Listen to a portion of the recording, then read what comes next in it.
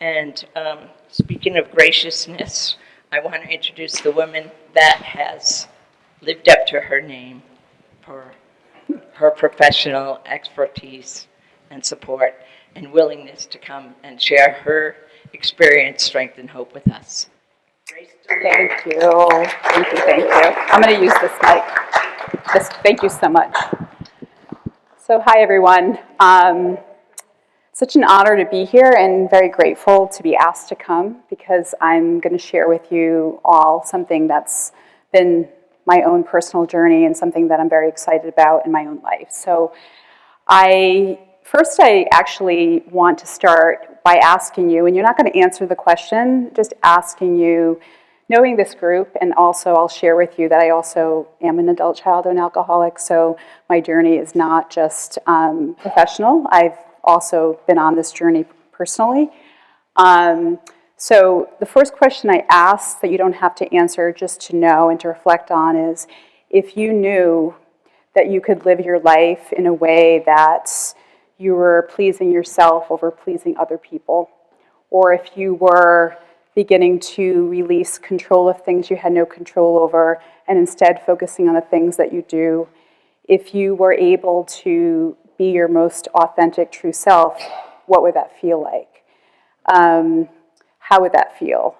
Because oftentimes we don't even know it's possible. You know, when we've had experiences where we have been conditioned to be living behind a mask, we don't really know what it feels like to even be in that space to feel that. And so often once we can imagine it and know that it's possible, we may actually begin to feel it. And so that's a really important thing that I want you to just think about. Because so often as a therapist, like I hear people tell me, they'll say, well, I want to be over there. I don't know what that is. I want to be over there. I don't want to feel this. And so often we're conditioned to focus on what we don't want, and we're not really focusing on what we do want. So when you begin to focus on what you do want, you begin to turn on a different part of your brain. And we begin to see it as a possibility that there is a way to begin to connect to something that makes us feel more ourselves, less anxious.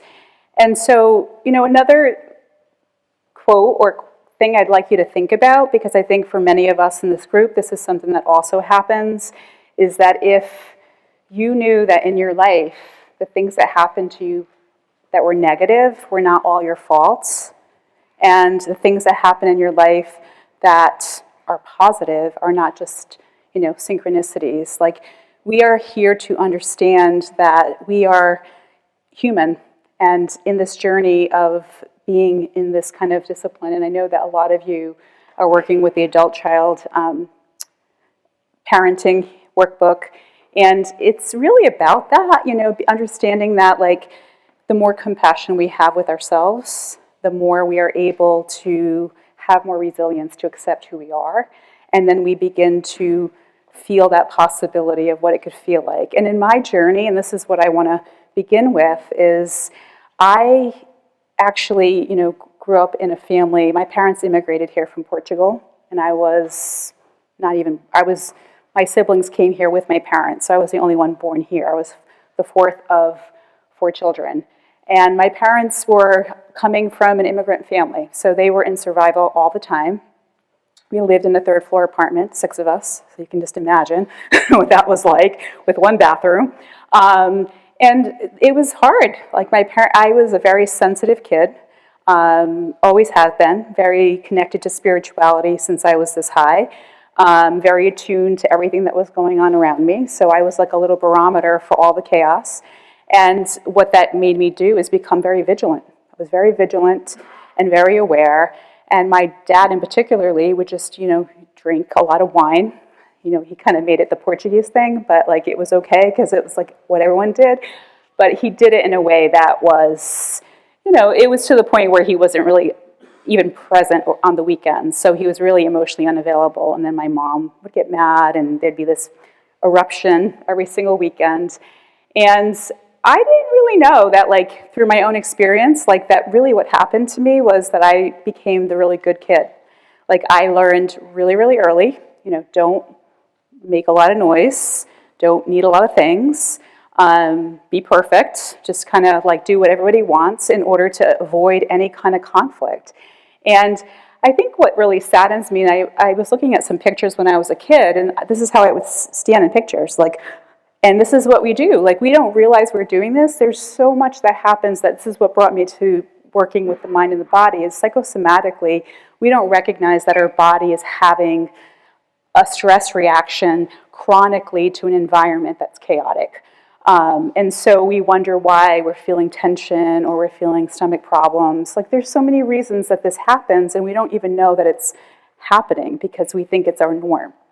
So fast forward, I'm in my early 20s, and I start having like chronic tension in my body, and I didn't understand why. It was in my neck. I was starting to feel like I'd get almost like vertigo.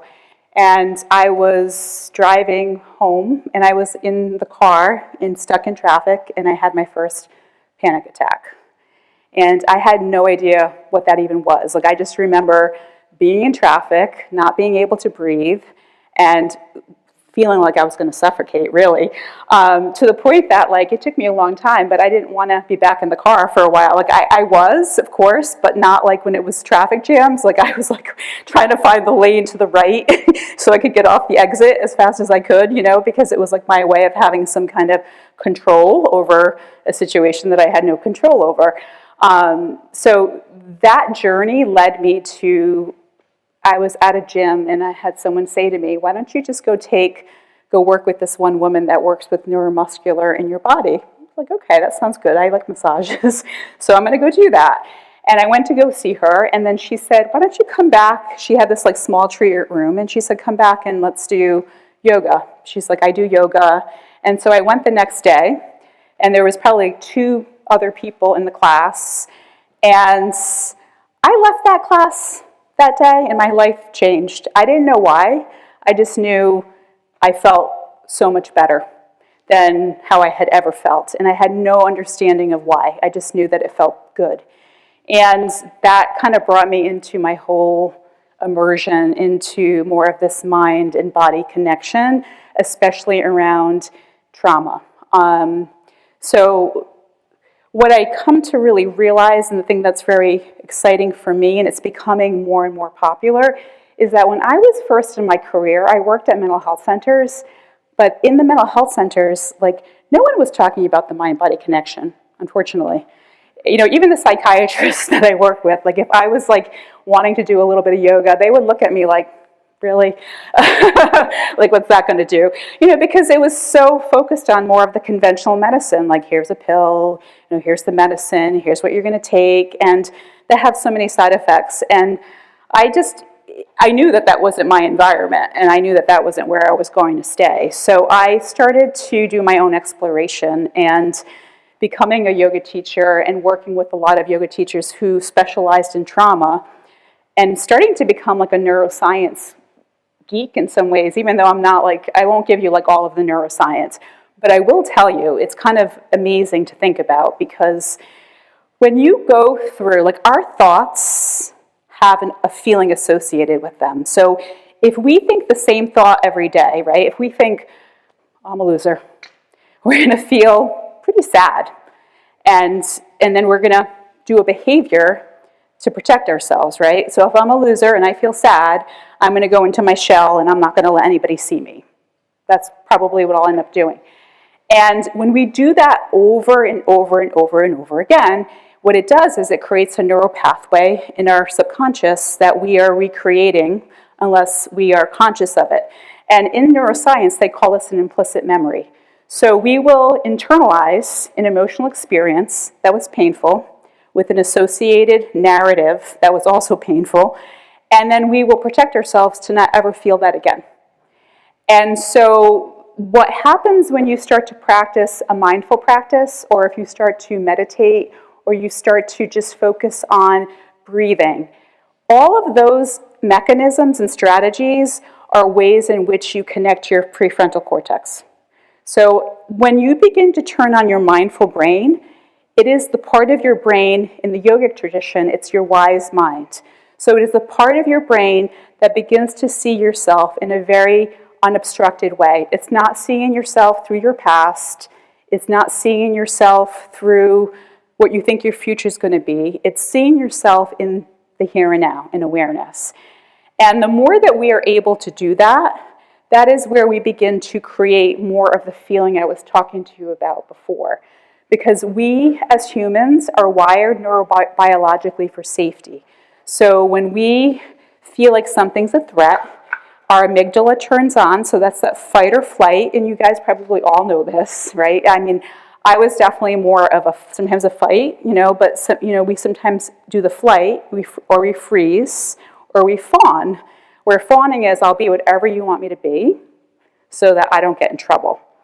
And so this is the part of the brain that comes from a stress reaction, and we confuse that by thinking that's who we are. It's not who we are. That, a lot of times we think that, and I know a lot of you, I'm a people pleaser. I've gotten so much better at not doing that, but that is one of my traits, right? And definitely liking to be in control. Those are traits that I definitely have and had. And I think that's why I get so excited to share the things that I've shared, because I have learned through my own experience that the more I recognize that people-pleasing side of myself with love and compassion, I'm not judging it. I'm not saying, oh, why are you doing that again? Because also, as soon as we do that, we're sabotaging ourselves.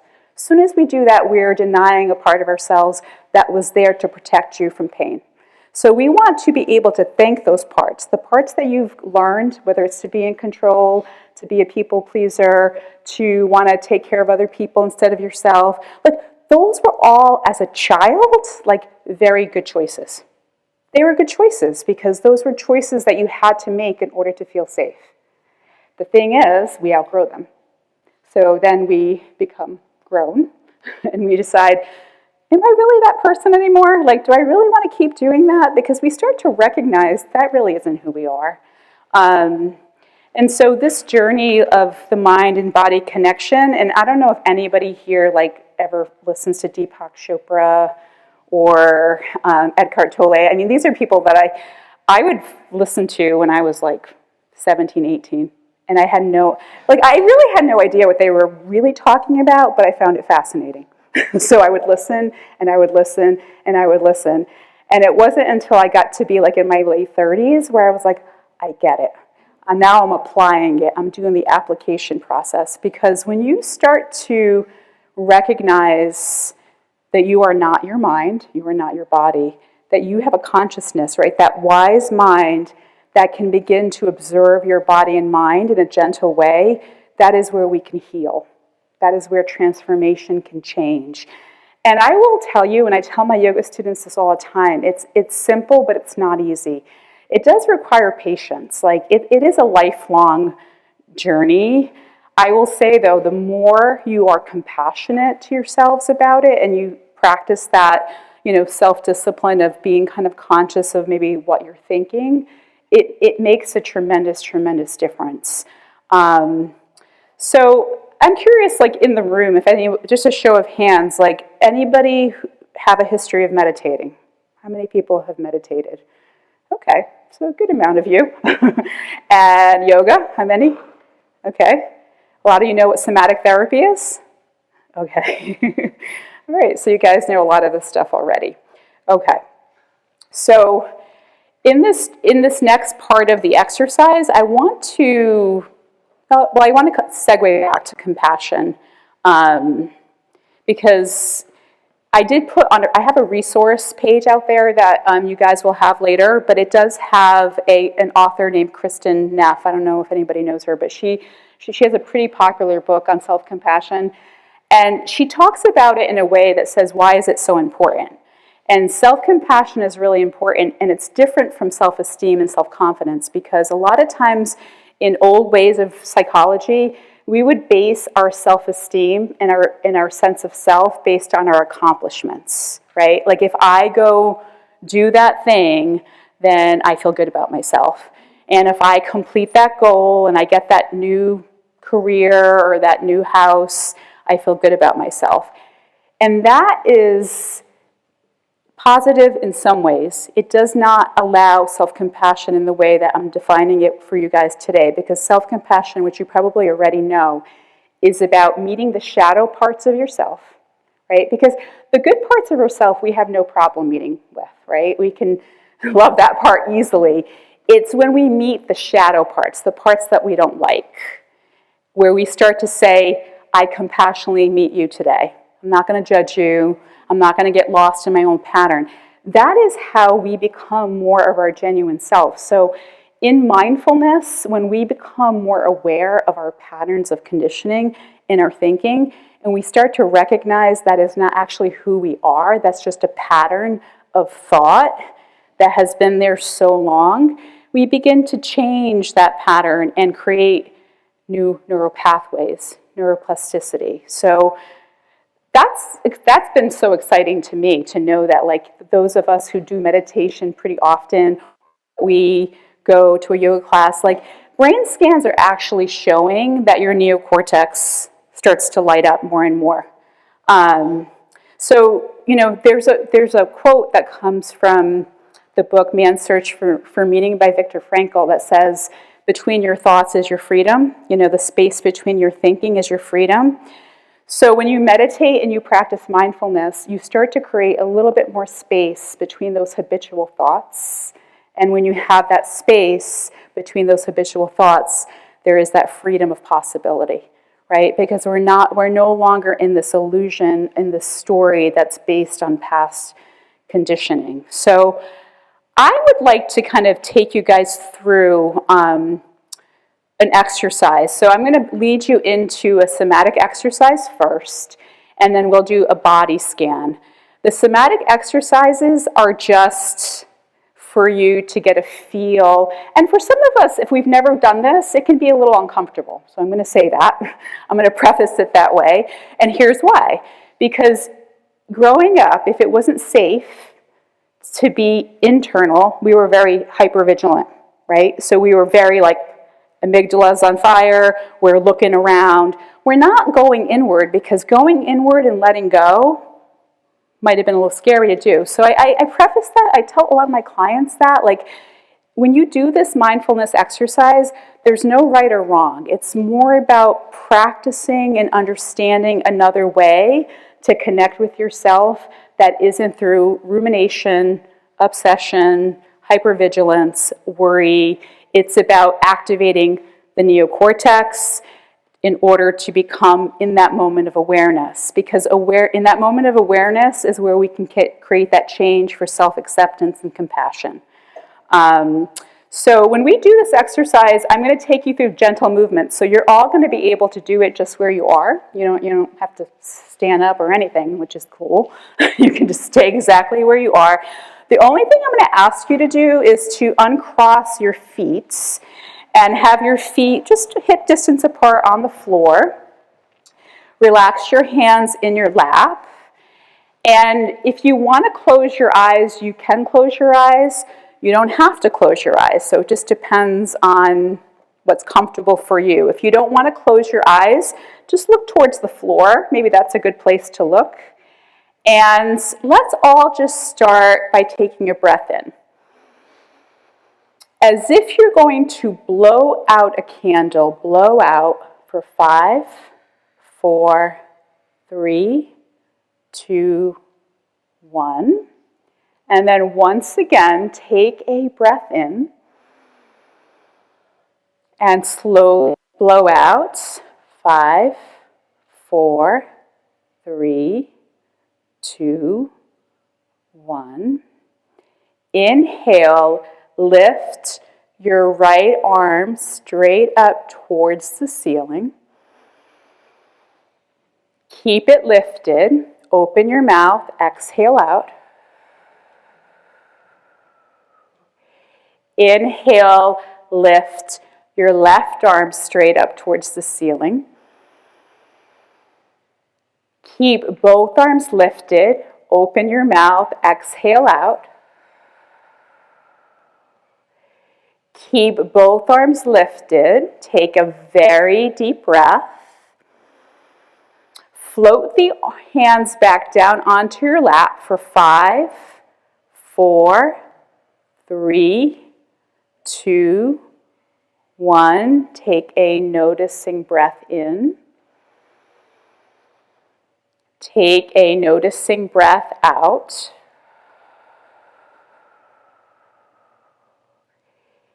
Inhale, both arms stretch high towards the ceiling.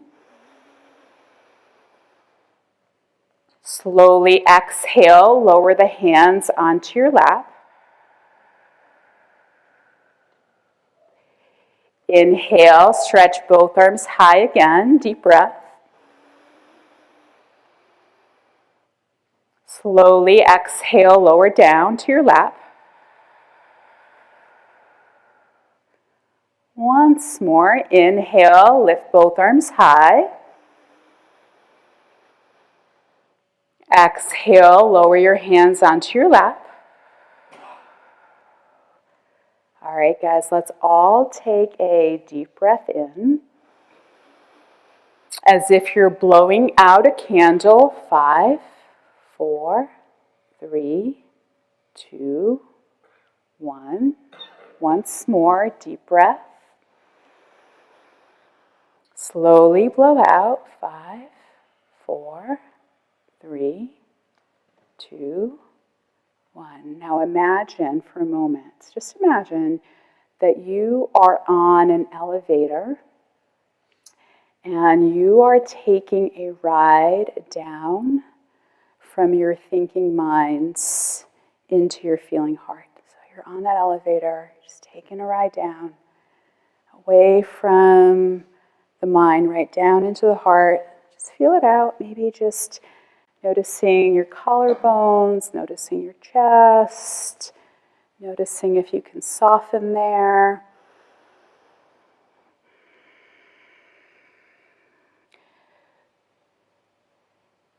Inhale a breath. Exhale, turn your head to your right as if you're looking over your right shoulder. Inhale slowly, bring your head back to neutral. Take a breath. And slowly exhale as if you're turning over your right shoulder. You're going to look towards your right. Inhale slowly, come back to neutral, deep breath. Slowly exhale, turn to your right. Inhale, come back to neutral, as if you're blowing out a candle slowly. 5, 4, 3, 2, 1. I'm open to seeing myself with compassion. I'm open to seeing myself in a gentle way.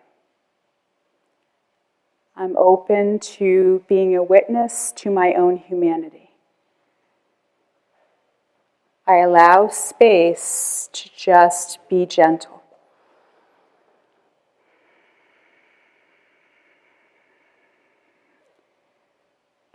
Notice that. Take a breath. If there's resistance, guys, because for some of us there will be, compassionately allow that, right?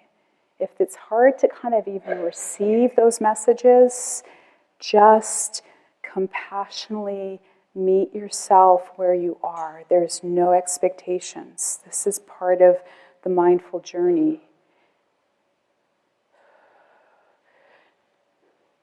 Inhale, slowly turn your head to your left. Take a breath. And exhale slowly back to neutral. Slowly inhale, turn your head to your left. And slowly exhale back to neutral. You guys are doing great, right? You're just tolerating this coming into stillness, coming into the body. Inhale, turn your head to your left, deep breath. And exhale back to neutral. One more time. Inhale, turn to your left. And exhale back to neutral. Now just stay with me. Breathe in until you're full. Blow out slowly for 5, 4, 3, 2, 1. Take another in-breath. Blow out slowly. 5, 4, 3, 2, 1. I meet myself with gentle awareness. I just allow myself for a moment. If my thoughts and my past conditioning, my thoughts were analogous to clouds in the sky, I am the sky. I am practicing being the sky. I'm being in the awareness that those thoughts are not who I am, just witnessing. Turning on the mindful brain, turning on the neocortex, being aware. All right, inhale, shrug your shoulders up towards your ears. Exhale, shrug down. Inhale, shrug your shoulders up towards your ears. And exhale, shrug down. Inhale, shrug up, deep breath. And exhale down. Once more. Inhale, shrug up. And exhale down. I'm practicing meeting myself with gentle awareness. Even if I feel fidgety, even if I feel racy in my mind, even if I feel like I'm not sure what I'm supposed to feel, I'm going to lovingly allow all of it. It is my experience. It is how I begin to connect to this inner world that is so amazingly spacious if we start to tune in. Take another breath. Breathe out, let it go. One more movement. So inhale and just slowly begin to lift your chin. Exhale, bring your chin towards your chest. And on your inhale, slowly begin to lift your chin. And exhale, chin to chest, just movement to movement, breath to breath, just practicing and being in the moments, just being in the moments. Inhale, lift your chin. And exhale, chin to chest. I'll do that once more. Inhale, lift. Big out breath, chin to chest. And then on your inhale, just let your head come back up to neutral and take a breath. Breathe out, let it go. So here's your question that I started with. So as you're tuning in, I want you to imagine what it would feel like if you no longer had to people please. You no longer had to hide who you are. You no longer had to control things that you have no control over. Start curious. What would it feel like? Would it feel softer? Would it feel like you could just exhale and let go? Would it feel like a beautiful sunrise when you're looking at your pet or grandchild? What does it feel like? We cannot intentionally begin to grow into something that we don't consider as a possibility. So we use our mindful brain as the tool to consider. Maybe you even start to say, what would it look like? Would I just be like frolicking in a field? Would I be laying on the sand at the ocean, right? What would it look like if I could just have a little bit more of how I want to feel? Take another breath. Let it go. All right, let your eyes open. All right, so I actually want to open this up a little bit, because I think if someone has a question or there's something feedback, maybe it would be helpful to the others in the group. So anyone want to share, what that was like? Go ahead. Yeah, there's so many kinds, there's so many, there's not any wrong or right way to meditate, honestly. Whatever, is what is helpful to you, whatever is the path, there's so many different ways in which we can connect to ourselves. It can be through nature. I know many people in my life just go out into the woods and they feel they're at one with everything, So I think in my experience, I've just found that whatever works is probably for each person is the way to go. We all connect in different ways. Some people connect through just being super creative, right? Because when we're creating something or we're being in our creative selves, we're no longer in that thinking brain. That's that time when you lose track of time, because you're just in something that you're enjoying so much that it lets you lose track of time. And so there's so many alternatives and practices. So thank you. Yeah. Anybody else? Go ahead. Yes, I just want to say, thank you. I'm sensing a lightness, a softness, a gentleness, and it's a feeling. So everything that you're saying, there's a reflection back from you that I can feel within myself, and that's inside of me. So it's being in alignment. Yes. And I'm definitely one of those forest people. And I'm learning now as I get deeper into my feelings, and the emotional work is where I was running from. Yeah. And where I was hiding. And if I have anything at all that I'm hanging on to, I'm not going to fully be present.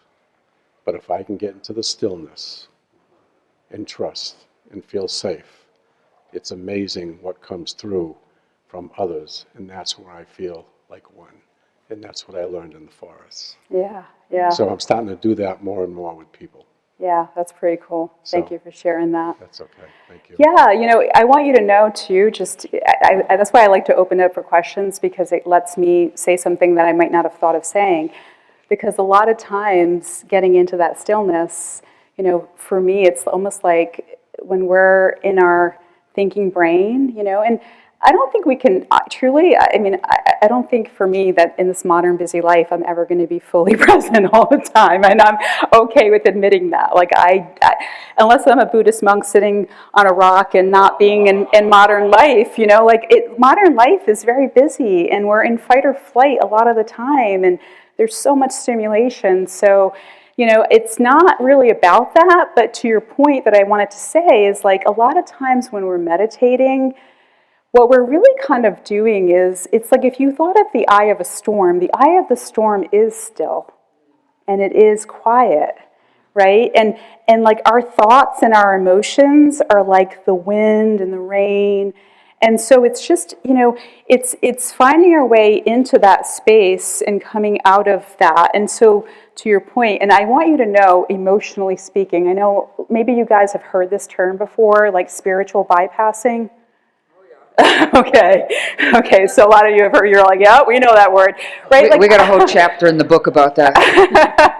Right. I was one of those for a long time. I did my core energetics trainings, and I was I remember my mentor was like, I would wear the shirts that say breathe, and I would wear the bracelets with the namaste, and she would be like, okay, now practice it. Because I was connecting to that part of myself, but not letting that, the emotional side, which is the shadow, the vulnerability, the saying I feel ashamed, the saying I feel angry, and it takes so much courage to admit that. And I don't know about you guys, but I'm always like the person in the room whenever I'm around anyone and they're like, oh, I felt so ashamed that happened. And they just say it. I'm like, I like this person. Because they give you permission, right, to do the same. Right? It's like, so that part, that's true. Like the more we can allow the shadows, right, the emotional sides that are, we consider dark, and we can meet them more compassionately, we also free ourselves from that. Because as a core energetics trainer, we have a lower self, and we have lower self down here. We have a lower self, and then we have a higher self, but then we have our heart.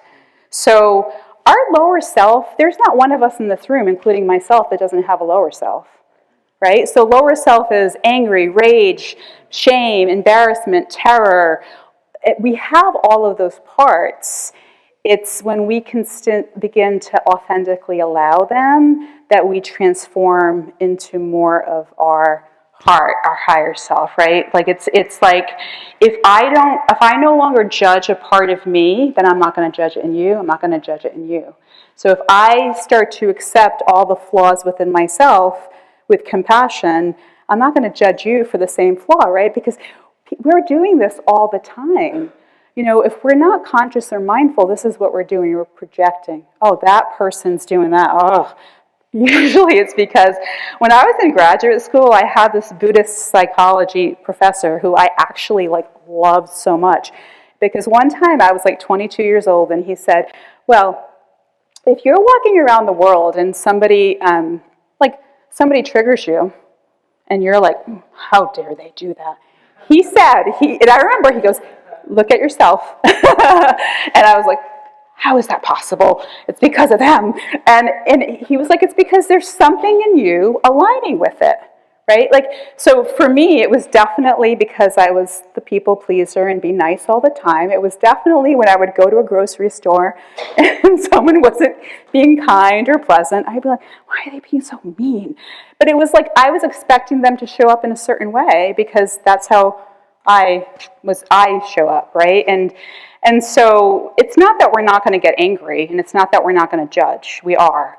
It's just the more that we recognize the parts of ourself that we're judging in them and start to look back at ourselves, do we come back into our heart? And honestly, guys, I think the real reality is in this life we have two main paths to walk. Either we walk in fear or we walk in love. And the acronym for fear is there's two of them, and there's one that's called false evidence appearing real. I'm sure many of you have heard that. And that's like a conspiracy against ourselves. It's like we're saying the same thing over and over again, and it's not even based on reality. If we really sat down and said, where are the facts to prove that this is true, we wouldn't be able to usually find them. And and in the nervous system, when we go into that fight or flight, and we're no longer in the parasympathetic nervous system, we are going into the other acronym, which is forget everything and run. You said run, right? So we run away from what we don't want to feel, and that usually shows up in so many behavioral patterns. So we want to be aware of those behavioral patterns. Those of us who maybe are I used to actually be a physical runner. I loved running because it was it was really, for me, it was kind of like getting away from everything.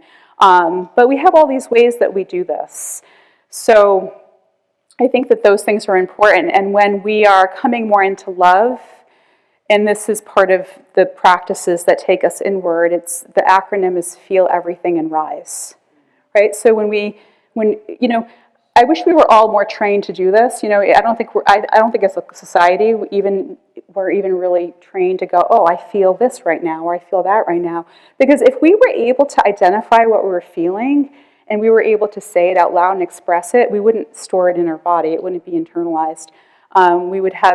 So when we feel everything and rise, that's where meditation comes in. That's where going into the woods comes in. Because when we're alone with our thoughts or our feelings, without the noise of the world, sometimes we're better able to access what we actually do feel, right? Because there's not a lot of stimulus coming at us that it's getting in the way of really identifying it. Okay, anybody? Gina? Hi. Yes. So first of all, I wanted to say thank you so much. You're welcome. The breathing exercises were lovely, along with the neck movement. I just had C2 to T2 fused. So I need to do more of those breathing and neck movements. I think that was helpful. That was what I wanted to say. So yeah, I too took a spiritual bypass for a long time. I remember back in the 90s, the whole be here now. And I didn't know that I wasn't here now.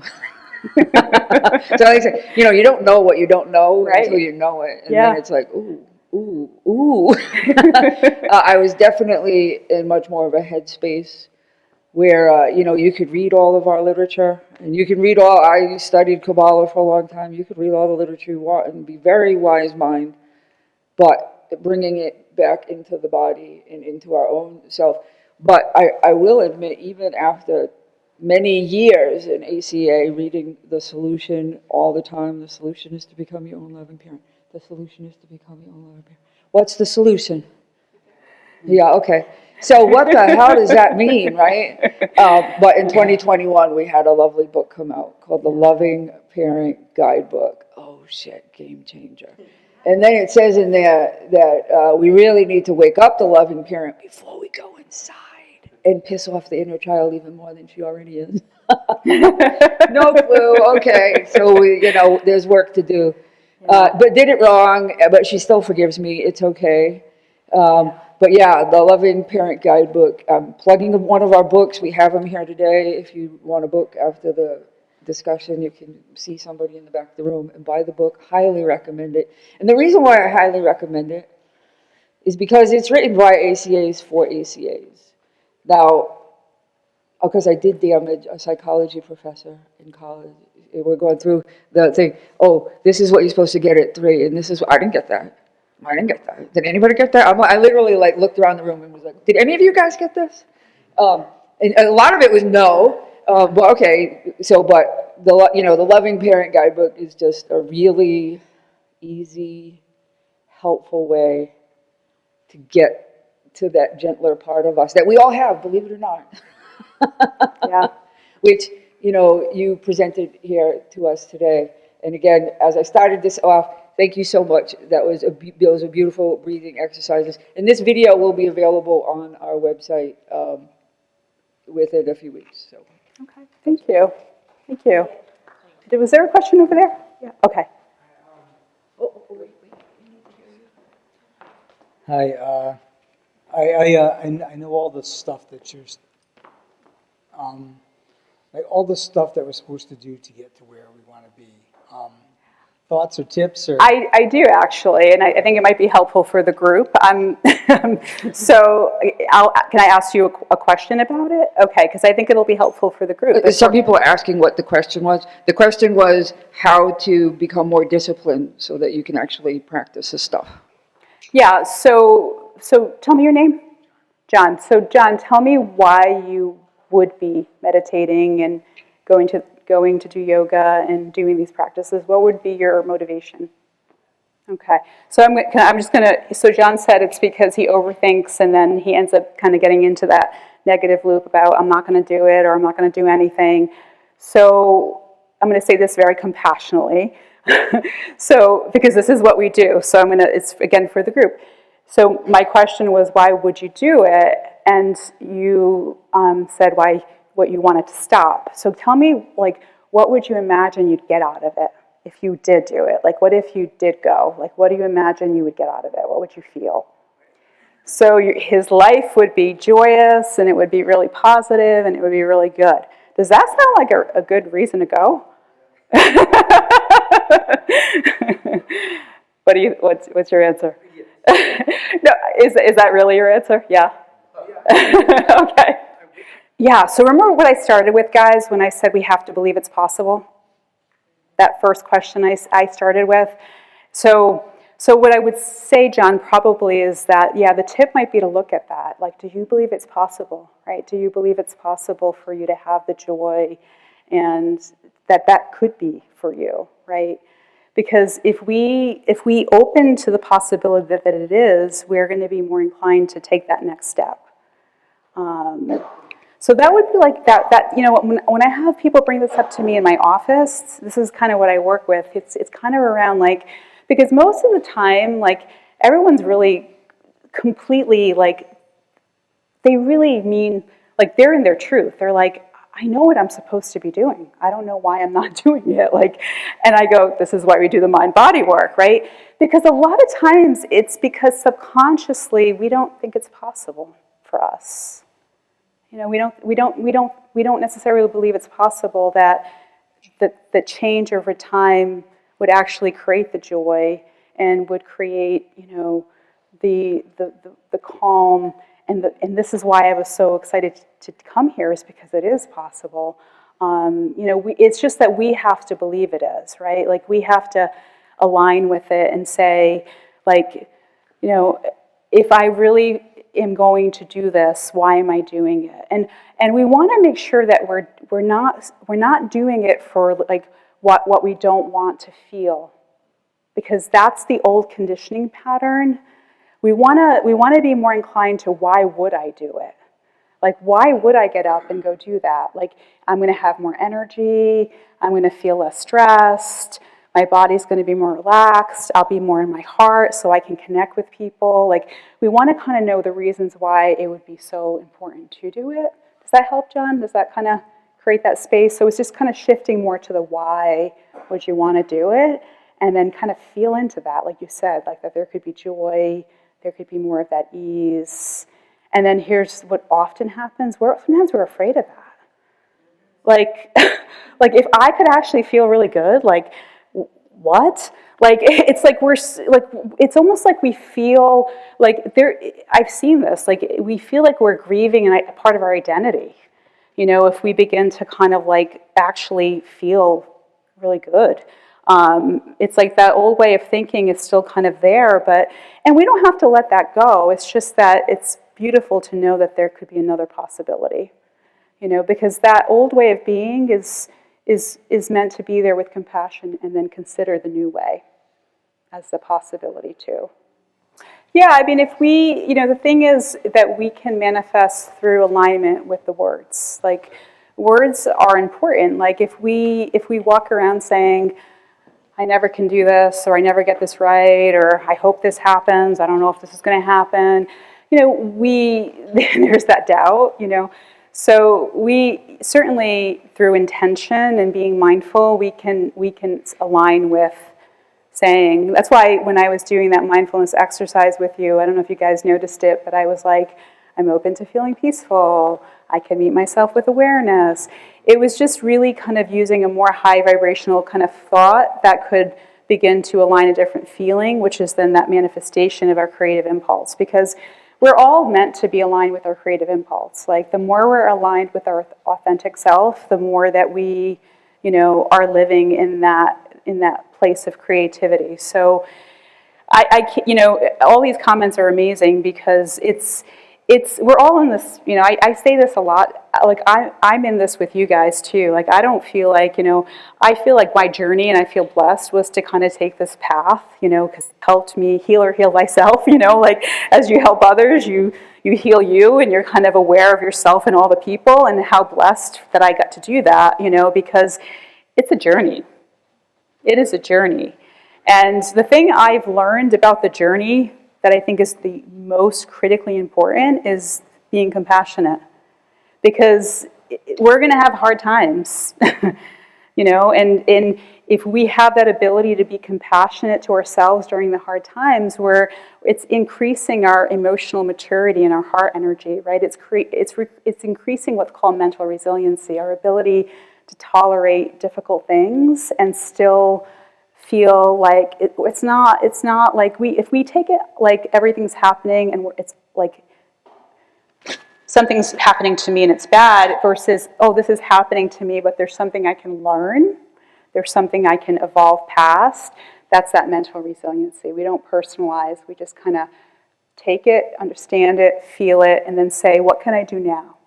And then it's like a little bit of it gives resources to our spiritual heart bank, of energy to say, I'm not gonna go back into fight or flight. I'm not gonna go back into worry. I'm gonna just honor what this is. I'm gonna name it, and then I'm gonna choose to do something a little bit different. So I appreciate that. I think, Pike, you had something, right? Come to ACA like almost 10 years ago and recognized a lot of what was going on in my life. I was like a warrior, powering through, getting professional, just to be able to tolerate what I didn't even know I was tolerating, which was living in a life of kind of internalized chaos, depression, and fighting it, always trying to stay one step ahead with success, achievement, financial stuff. So I was fortunate in that, but my relationships with people started to kind of not go so well. Even though they started out great and I had lots of friends, I didn't get ACA till much later in life. And when one of the fellow members reintroduced me to yoga and your class, I didn't realize that my idea of meditation, even yoga, I had taken it for 5 years earlier, 20 years ago. The ACA information, the traits, the spiritual connections from religion to spiritual. Of course, I lived with Native Americans, I traveled around, but it was all achieving, until I started to realize that I had to learn what relaxation was in my body, not up here, because I was one of those warriors. I know that, I'll interrupt you, I'll say that, like a know-it-all. And when, after a few of your classes, I got to this point of relaxation, I felt so connected to the universe as a whole. Then I could start to say, I don't know yoga, I don't know myself, I don't know the world, I don't know anything, but that sense of relaxation freed me and broke the shell that trapped me for all of my former life. Wow. So it was Wow. very amazing. Yeah. And I have to say, I'm going to relate this, so I'm a little bit vulnerable feeling, and you can question it, but I had a conversation with my deceased mom, who I loved really well, but was also a qualifier. But I was able then to separate my past and start understanding what feelings were. Yeah. So Yeah. it was just amazing. Then I realized I was living in my mind. I was living in my mind and not my body.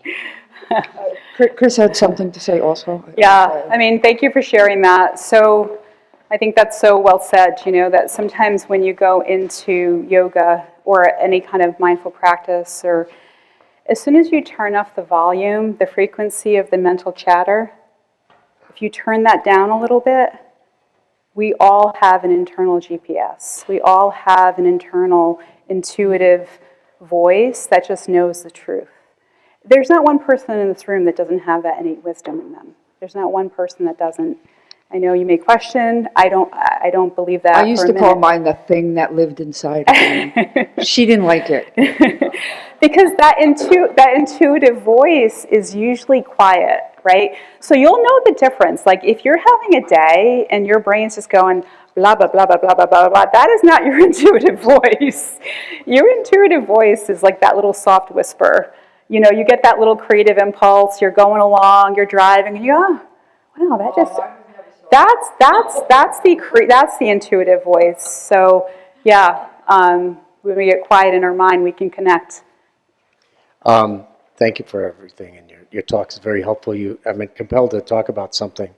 So I started a new position in the agency I work in about 7 weeks ago, and I'm now responsible for 9 people.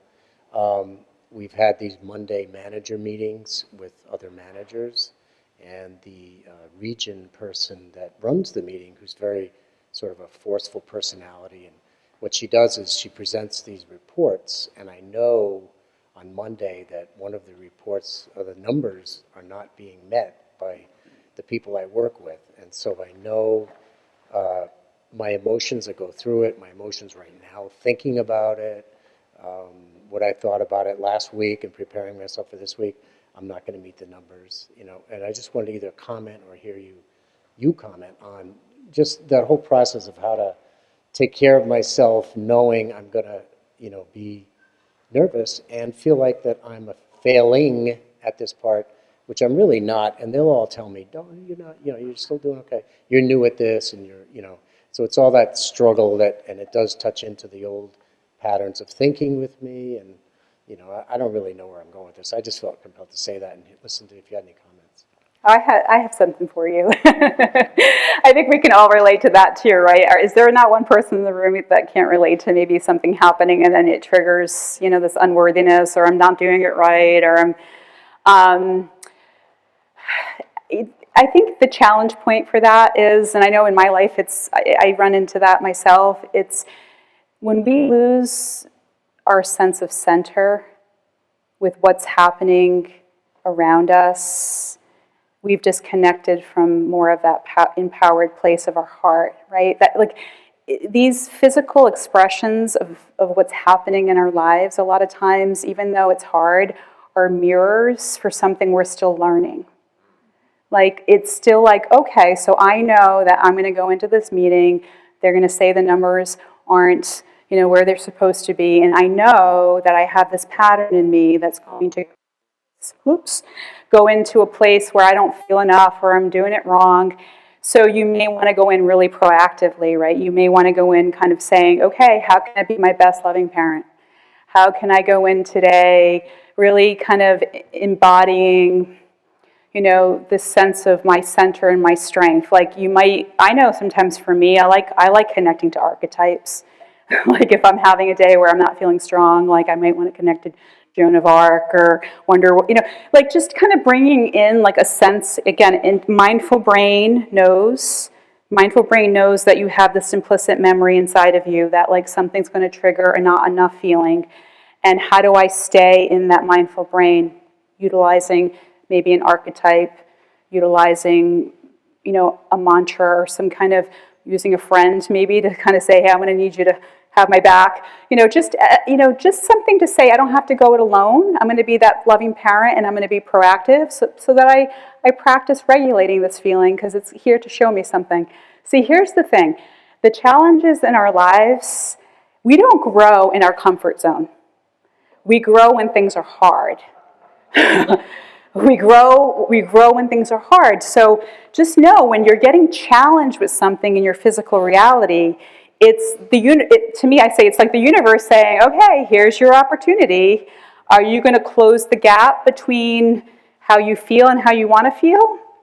Because if how you want to feel, like we started off with, was maybe confident and good enough, and I'm in my own humanity, and that's enough, then we're going to go into that meeting with that, right? We're going to go into that meeting really kind of being mindful of, okay, here's my opportunity to stay in alignment over here and be conscious of where I might go in the opposite direction.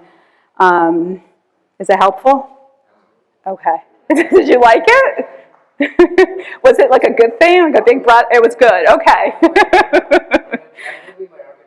Okay, good. As long as it was positive, yeah.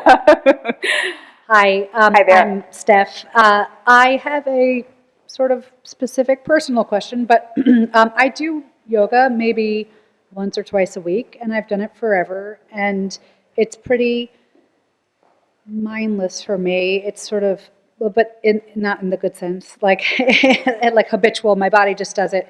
I love it. I keep going back. I do feel more in my body and less stress afterwards. However, mindless, my body can do it automatically. That's what I mean by mindless. But my mind itself races. And I have a lot of really painful memories on my yoga mat, really, of I finally arrive and then my brain is going. So I think one of the things I'm trying to do is to use the practices I have more optimally, because there are things I do that, I do not meditation, I could do more, but I do meditate some, I do yoga, and I'm trying to maximize the things I do. So would be interested in hearing your thoughts as a yoga instructor about, on the mat, how to really make the best use of that time. Yeah, for those of you, for those of you who come to my class, you probably know that that's for me. My focus is on the mindful part. So I do know that there's so many different kinds of classes. Like there's vinyasa, and there's classes that have music, and so there's a lot of different styles of yoga. So is it a vinyasa class or? It's a vinyasa class. Okay. I think that gets a little, are you looking to quiet your mind on the mat in vinyasa? Yes. Okay. And I'm gathering the instructor's not focused as much on that mind-body piece. It's just more of the movement going from pose to pose. It's more movement. Okay. Yes. Mm-hmm. If she's not cueing it or he's not cueing it, I think it could be challenging, but you could work on saying, I'm going to focus on breathing. Like I'm going to focus on if I'm in warrior 2 or if I'm going from high to low plank, like I'm going to be very conscious of training my brain to feel each pose. Like especially if it's not being cued as much. Like I cue it a ton, just because I know that our attention spans, studies show that our attention spans about 3 seconds before we're thinking. That's not a lot, and if our brains are addicted for safety, we're thinking a lot of negative thoughts. So if it's not getting cued a lot, I would really kind of recommend you try to practice that. Like if you're in Warrior 2 and it's not being cued, for you to kind of focus on, I'm breathing in, I'm breathing out, training that a little bit, because the mindful training in yoga, that's actually the hardest. The asana, which is the poses and the breathing, those are the tools to become more the being detached from all the roles that we play, right? The enlightenment is really about being able to be more present. So if you're in the poses, that's a tool, which is awesome, because like you said, it brings you into your body, you become more aware of your body. It's just that then it's important to be aware of what am I thinking? Where's my brain going? Even if you can practice that a little bit, imagine, I say this to my yoga students, imagine that you're a meteorologist and you're watching internal weather patterns, right? Because even if we're on our yoga mat and we're okay, what's my internal weather pattern? Is it stormy? Am I having a stormy thought? Am I having a cloudy thought? Is it sunny?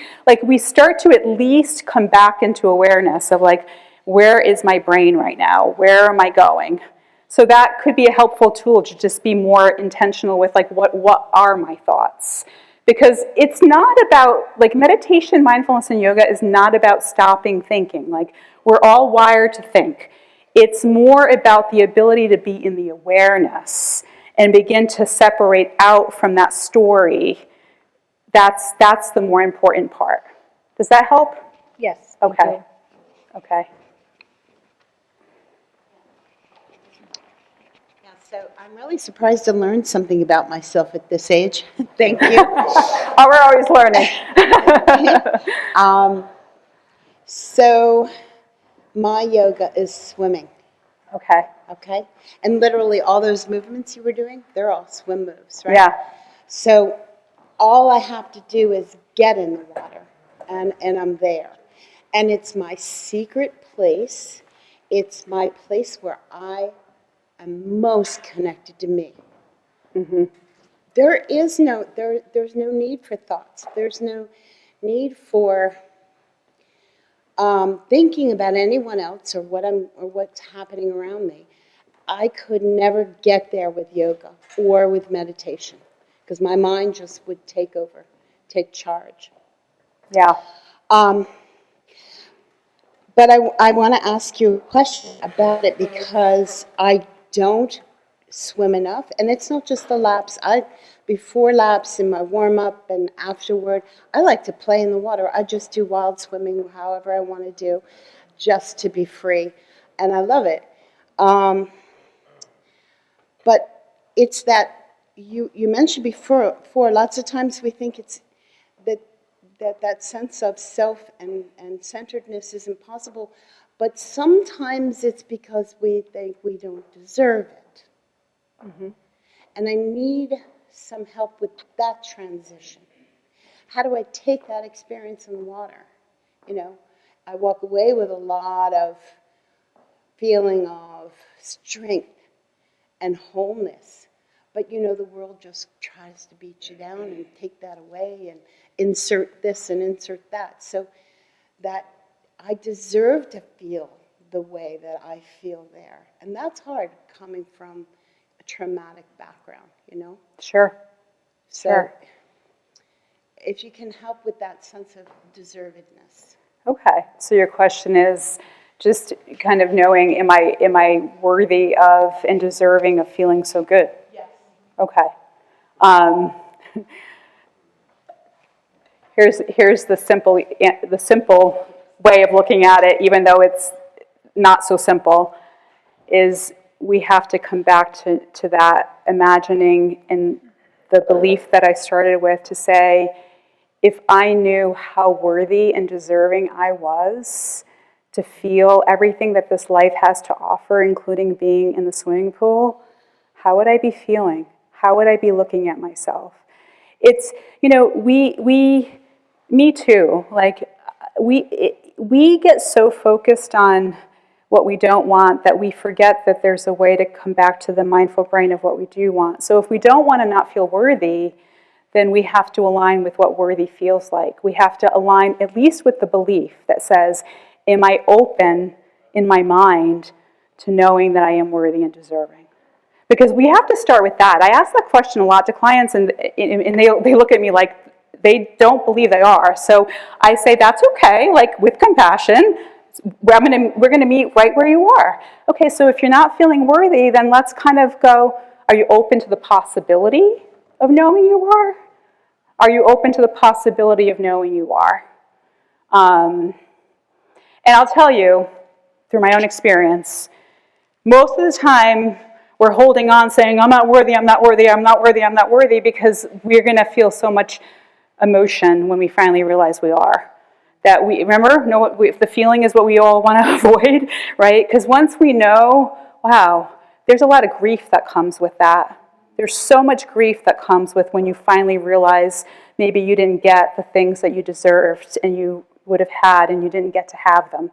Then you start to feel that grief, you start to feel your heart. So a lot of times we're holding on to that, I'm not worthy, because of feeling the deep grief of what we didn't get and what we deserved.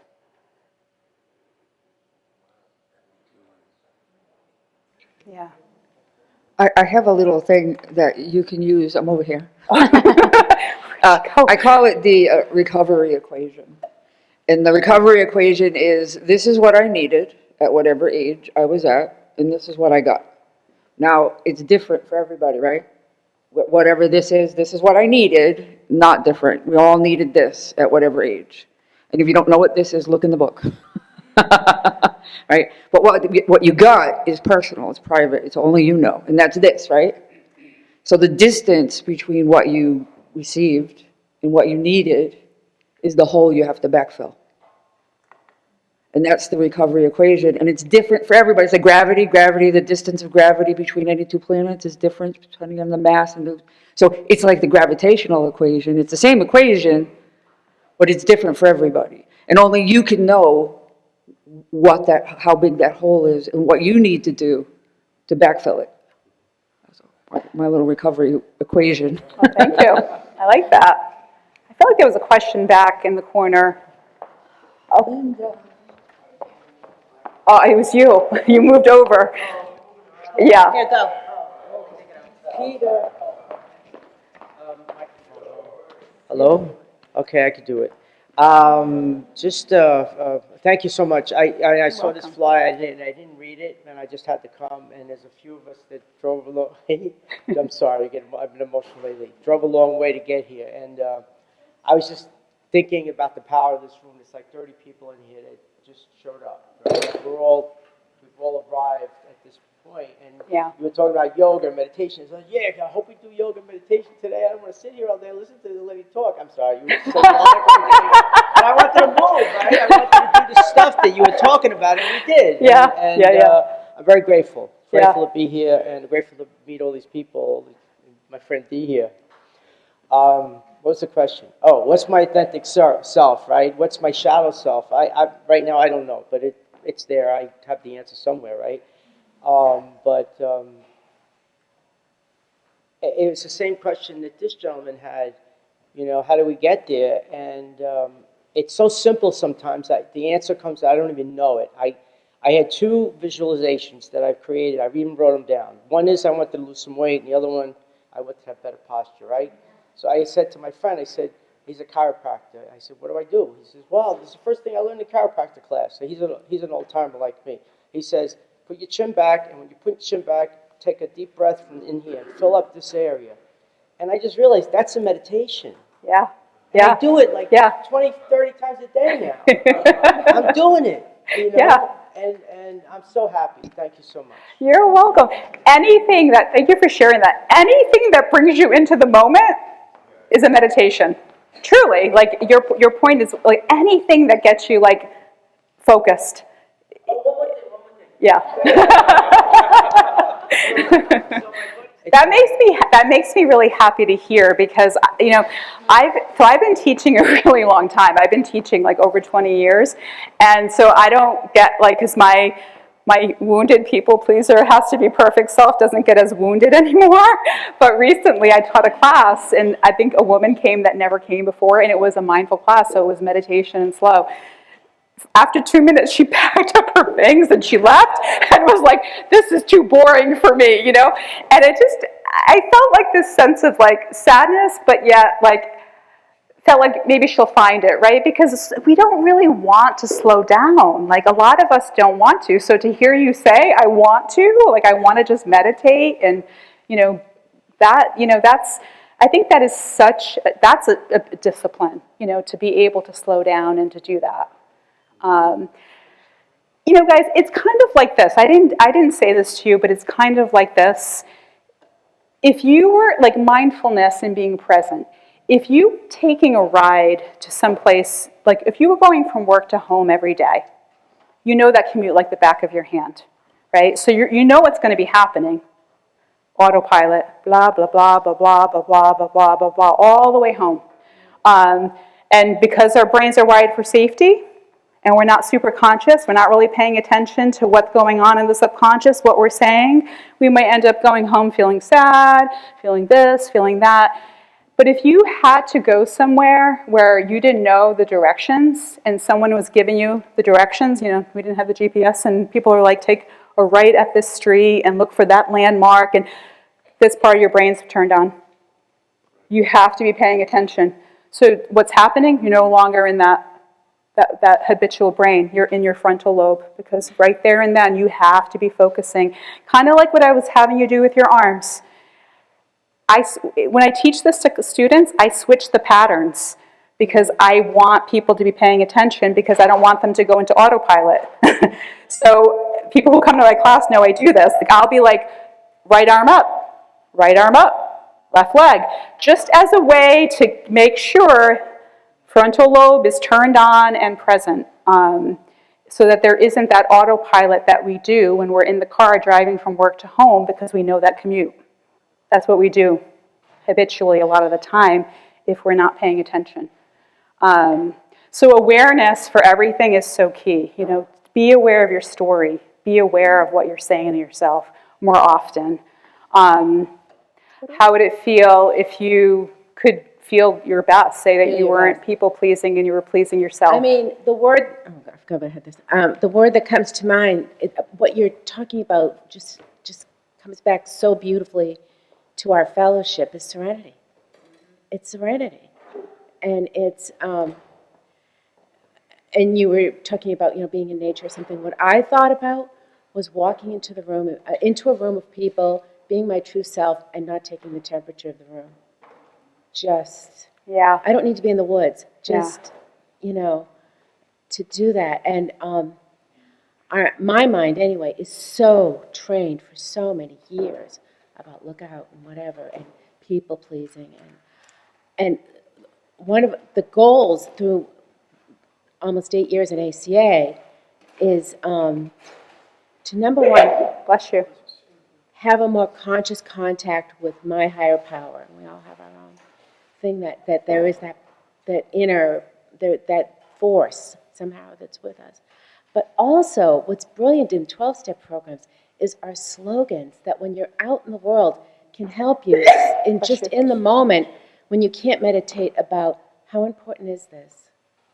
Let it go.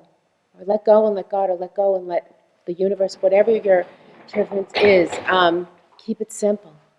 And so much of this stuff is unnecessary and not simple. It's just, I feel like I've spent a lot of time just focusing on garbage. And Yeah, and I mean, I want to normalize this for you guys, like when I listen to the neuroscience, and I listen to some of the people that really study it, like, we oftentimes act as if there's a saber-toothed tiger in the room with us, even though there isn't one, right? Like, we've been conditioned to do this for so long that I think we need to take ourselves less seriously. Like, in some ways we really do, because it's everybody. It's not just you, it's not just me. Like, this is humanity. Like, we've been conditioned for thousands of years to feel like we have to be on guard, right? Like, so I think, if anybody has read anything by Tara Brach, she's a Buddhist psychologist. She's great. She says we're born into the trance of unworthiness. Like, we're born into this trance of unworthiness. And the goal of this whole journey is to remember we are like divine, amazingly beautiful, inspiring, gifted people that are meant to remember that. This whole journey is to remember all the things we forgot when we got here.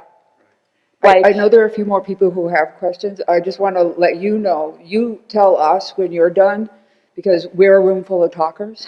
Well, what time is it? Okay, so it's 2:05. Okay, So we're good. when you're like, Yep. I've had enough, you got to let us know, otherwise we're going to go all night. I'll take a few more questions. This is fun for me. Their hand up over here, Brendan.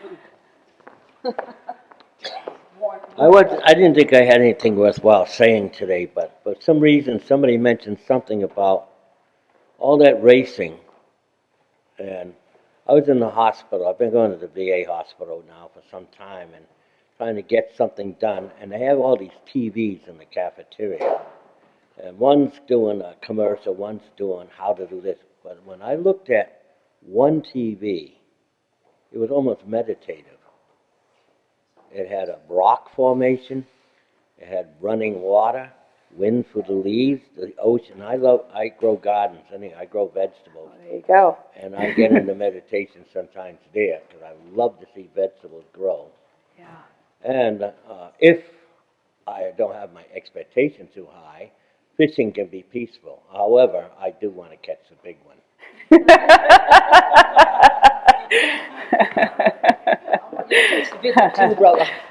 I love that, though. So the image of the rock and the water, you found that very soothing. Yeah, I love that. Like someone that I follow, like we can meditate kind of anywhere, and he says that you're really skilled at meditating if you can be mindful at the airport. Like if you've been practicing for a long time, if you can be mindful and peaceful, going through like, customs or baggage claim or, and I thought like, again, we don't want to take ourselves too seriously because it's kind of part of this human journey. I think we're meant to be more in our heart more often, right? And we're meant to be more in the alignment with being more compassionate to ourselves more often, like just as often as we can. Like that's just the direction. It's kind of putting more. It's like if you strengthened your bicep. I always use this analogy at the gym for 50 years, right? And the bicep is analogous to the critical mind going like this. And now you're going to strengthen your tricep by being compassionate and by being like open to how do I want to feel. Like it takes time, right? And we gotta allow that grace and that forgiveness to say, like, it takes time. It's not going to be, we're not going to get this right all the time. It's like, it doesn't even make sense that we would. It would make us, to me, it would make it less fun. Like, if we always got it right, then what's the purpose, right? Like, again, we grow outside of our comfort zone. We don't grow when things are just going smooth and things are going right all the time. Pike? Grace, I just wanted to ask you a question about, well, first, my family was very anti-shrink counseling, therapy, getting help. So generational ACA. So there's people I know that really need to come to ACA or to your therapy, but it's not my judgment to really say that. I found it for myself, gratefully. But how do you get over the stigma? How do you help another person that isn't sure they want it because they don't know maybe that they could use it? I just got through a family tragedy and I didn't get through it, but it's in the process. I have family members that are stubbornly against wanting to get better because I don't think they know.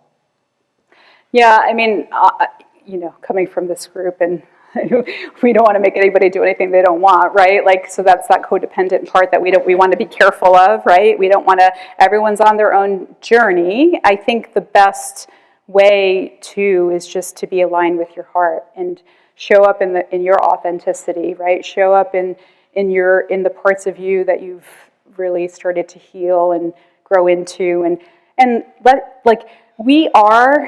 if we do more of that, we become the point of attraction, right? So if we're the point of attraction and someone's in the vicinity to kind of go, I don't know what she's doing, but she looks happy. Like, what are you doing? They might ask you, right? Like, so I think if we're just more in the point of attraction, and it's kind of like just be the change, like the Gandhi quote, be the change, and just keep embodying the change. And then the people around you that are open may be open to hearing more about, your journey, and that might spark something in them that wants to change. Yeah, I want to end with one thing though.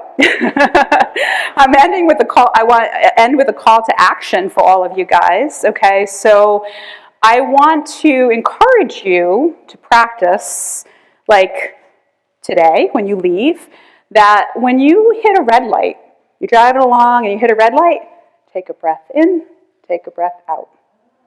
Driving along, you hit a red light, take a breath in, breath out. You're going to realize how quickly you're going to forget to do that. It's probably going to be like a day or two, you'll be like, oh, that's right, I'm supposed to be breathing.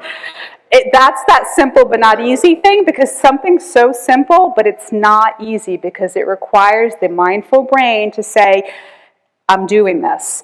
And if anybody likes Eckhart Tolle, I remember one person asked him at one of his events, I want to buy all of your stuff. I wanted to buy his, videos, his talks. He said to that person, he said, if you just look at a red light every day and breathe in and out for 365 days of the year, you'll get more value out of that than buying my stuff. And it's true, because that intention is the discipline, right?